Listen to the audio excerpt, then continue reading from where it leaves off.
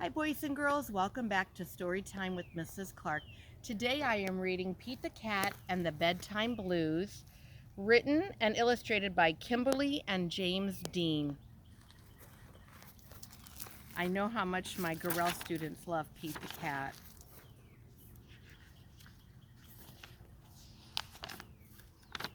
We'll start here. Pete and the gang had a great day. They'd been at the beach, surf and sun, and tons of fun.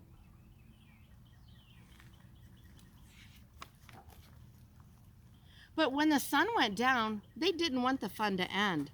Pete had an idea.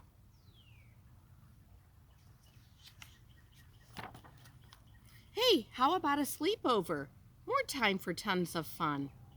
Groovy. Pete's place, let's go.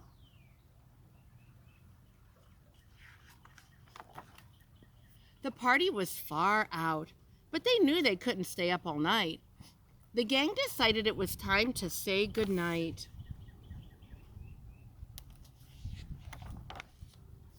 On went the pajamas and out went the light.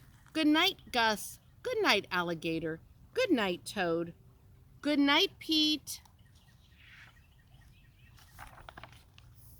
Pete was just about to catch some Z's when clap, clap, clap. Who did that? Pete asked.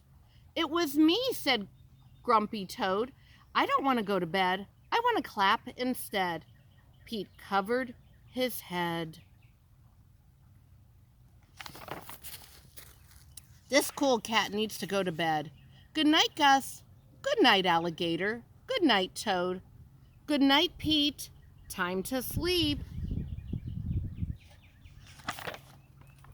Pete tried again to catch some Z's when rat-a-tat-tat. Who did that? Pete asked.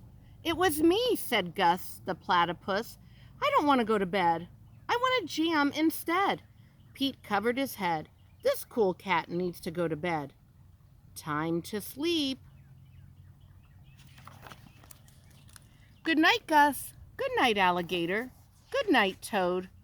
Good night, Pete. Pete closed his eyes to catch some Z's when he heard munch, munch, munch. Pete had a hunch. It was Alligator. He was always up for eating. What could Pete do?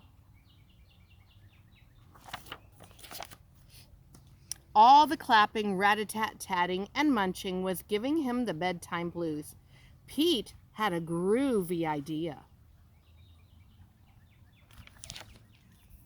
He got out his favorite bedtime story and started to read, first to himself and then to the gang.